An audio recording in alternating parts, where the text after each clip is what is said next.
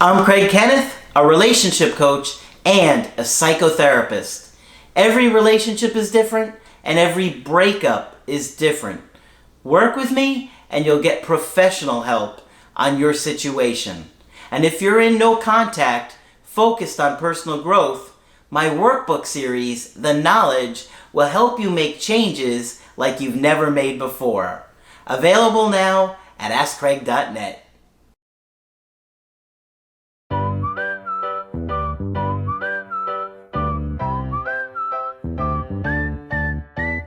Hi there, I'm Coach Craig Kenneth. I'm Coach Margaret. And today we're going to be talking about signs your breakup is temporary. Ooh. How exciting. Yeah. Yes. You know, Margaret, I think in most cases, your ex needs several months, at least 3 or 4 months, before they really start to think about things and really consider things. I agree, and it's so hard for people to hear that. Yes. I haven't talked with them for 6 weeks. I know it's over. No, you don't. And it feels like an eternity when you're going through it. I totally understand because every hour feels like a day. Every day feels like a week. It's just, time just seems to like go so slow and stand still. So I understand what it feels like to be in that situation. I've been there. I had a guy on the phone today who you're going to be doing a coaching with this week, who was saying, wow, you think it's going to be that long? I think I told him, I think it was going to be about 3 or 4 months. Mm-hmm. And he was like, I wasn't mentally prepared for that. And I'm like, I mean, this guy is somebody we've dealt with before, years ago in breakups, so I was a little surprised that he was surprised. Okay, yeah. But he has a lot of anxiety and, you know, more than the average person going through a breakup. So, you know, it's nice to look at these things and say, okay, well, I'm seeing these signs or not seeing these signs and try and evaluate your situation. But one of the things that I see all the time, Margaret, and I know you do too, there are going to be long periods of time where it looks like your ex just isn't going to come back or display any of these signs. Yep. Right? Yes. And yet they come back. Okay? Right. So, even if you're not seeing these signs right now, trust me, it doesn't mean that their interest level won't go up one day and you start to see these things. Right. Particularly if you stay in no contact. Yeah, exactly. So I got 7, and we're going to go through these. Okay? 7 signs your breakup is temporary. That's right. Okay. Number 1, they leave your pictures up on social media. Mm-hmm. Facebook, Instagram, all those things. A lot of times, they leave those things up. Now, sometimes they'll take some of them down, but you'll notice that they'll oftentimes leave important memories up.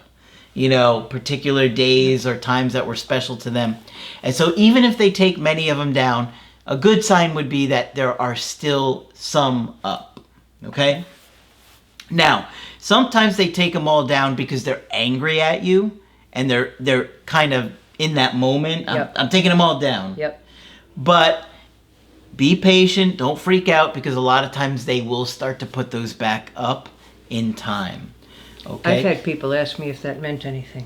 Yeah. Yeah, I think it does. I think it does too. Because people have to actually think it through on what they're going to do. Yeah. If they're not thinking about it, they're not going to do anything, right? Mm-hmm.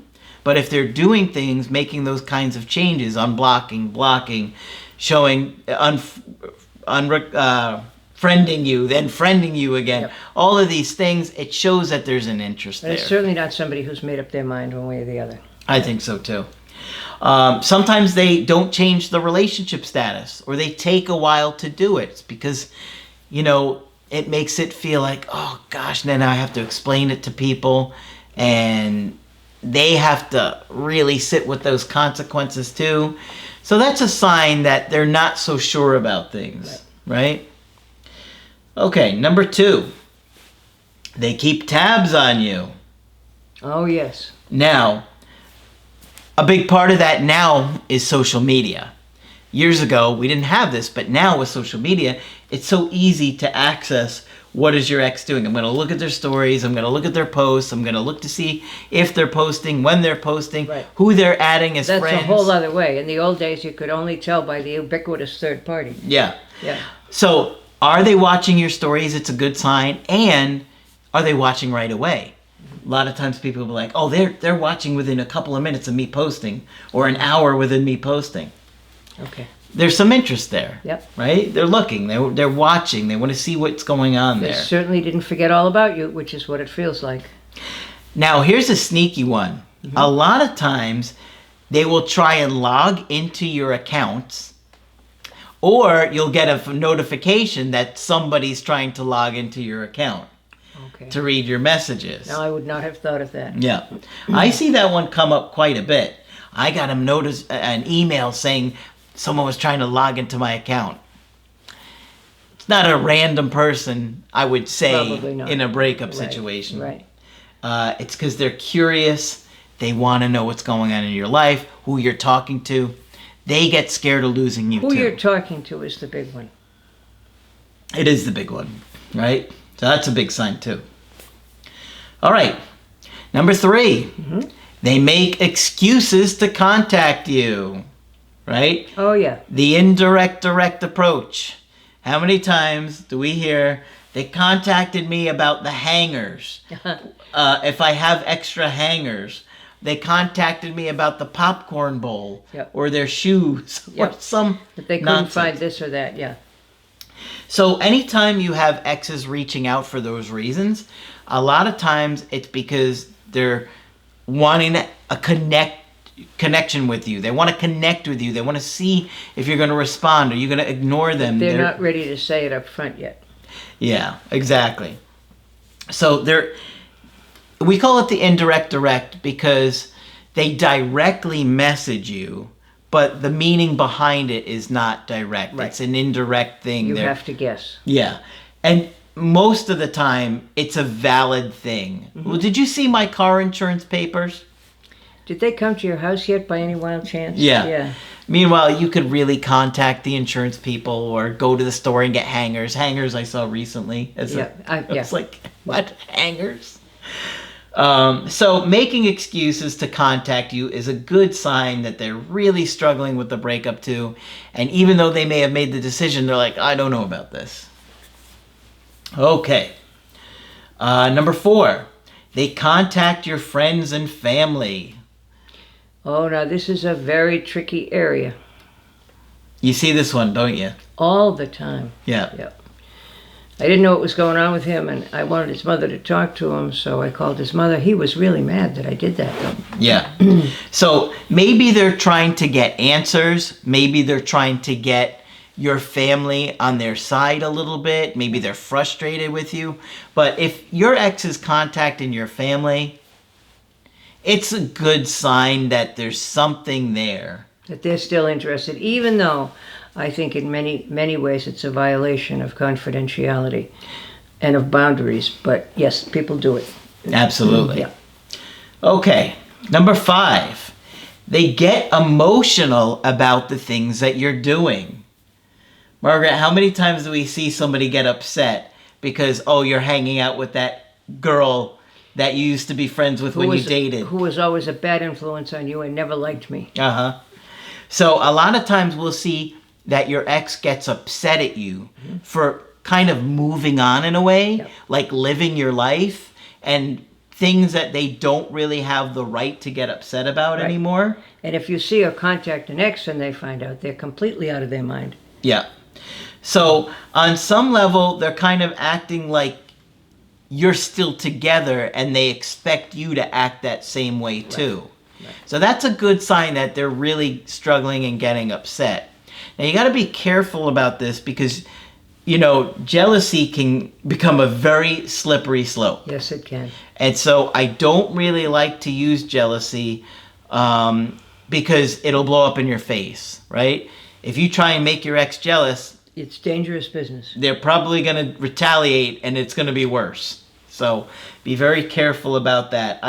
I mean, sometimes we'll talk about it on a call if somebody wants to go over something like that. But in general, you got to be really careful about jealousy.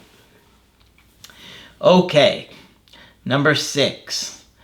If you're having any contact with them, they want to know what you're doing, and they're going to ask you things like, so are you dating now? Are you talking to anybody now?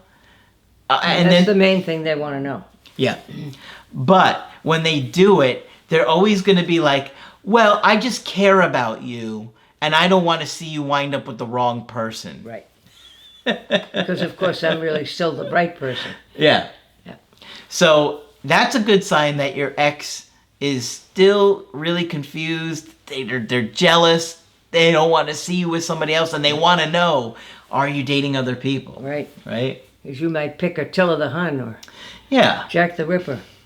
That's how they're going to act. Okay, here's another big one, Margaret. Mm-hmm. They may go places that you go. Right, to see if they'll bump into you. Yep. Yep. I mean, I've seen that so many times over the years.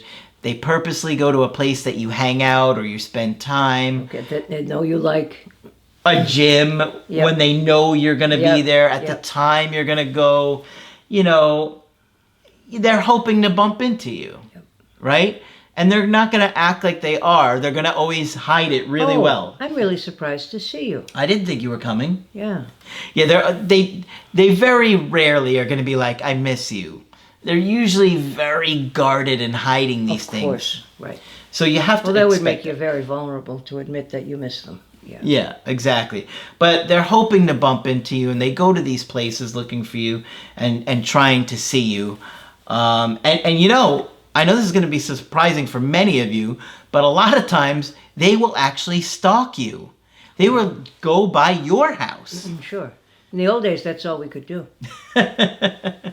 You hopped on your buggy? Yep. And Yep. the horse and carriage? You got out the horse and carriage and, yeah. But that is, I know, surprising for you. A lot of you are thinking, no way my ex goes by my house. Believe it or not, Oh, yes, they do. there are plenty of people that are dumpers that will still go by your house. Absolutely. And want to see where you're at, what you're doing, or go by your work. On days that they think you're going to be there, they do it. They will lie and they will deny it, but believe me, Yep. I've It's not seen an accident. enough people get caught Yep. and catching the dumper doing it to know that it happens.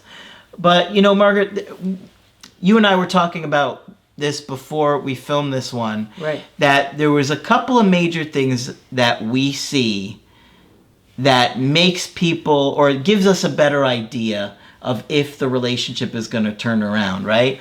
That how long were you together? Yeah, that's my favorite two questions. When people ask, and they're very nice about it that now, they say, I know you don't have a crystal ball, but, you know, do you think we're ever going to get back together? Do you think this could ever work out? Do you think I'm ever going to see this person again, right? Yeah. And we were thinking out loud with each other that there are really two things that make a difference. One is, how long have you been together? Okay, I mean, have you been together long enough that this person feels like they're part of your anatomy, you know, your elbow, your whatever. And at its best, what was the relationship like? And if that doesn't sound that good, then I think you need to point that out as gently as you can. It might have been okay for you, but I'm not sure your partner, you know, was on board with all the same stuff. Mm-hmm. But those are two big things to look at. I agree. You know, and just because it's a short-term relationship doesn't mean you won't hear from them again. No. But we are trying to give a general consensus in this video of what we see. So we're looking at those things. Were you engaged? Were you living together? Were you planning on getting married? Yep. You know, were you talking about having kids? All of these things can make a difference as opposed to, well, we weren't really exclusive and we were both dating a bunch of other people. Absolutely, makes a huge difference. And yeah. The more of those stabilizing factors that are there, certainly the more likely that you will get back together. But of course, these are all things that we'll talk to you about on the call and evaluate in the coachings, because every situation is so different. Right? So hopefully you found this one helpful. And of course, if you want to get our help personally, you can get that on my website, askcraig.net. Sign up for the coaching option that works best for you. I do email coaching and I do Skype. And of course, Margaret is available for Skype coaching. If you feel I can be helpful, please sign up. And she's always helpful, believe me. But that's it for this video. I'm Coach Craig Kenneth. I'm Coach Margaret. And we will talk with you soon. To get my help personally, go to askcraig.net and click on Schedule Coaching, and choose the option that works best for you. I do email coaching or Skype. To schedule a coaching with Margaret, click on Margaret on the top of the page and order a Skype with her. For the Knowledge Creative Healing course, click on the link at the top of the page and click Get Started Now.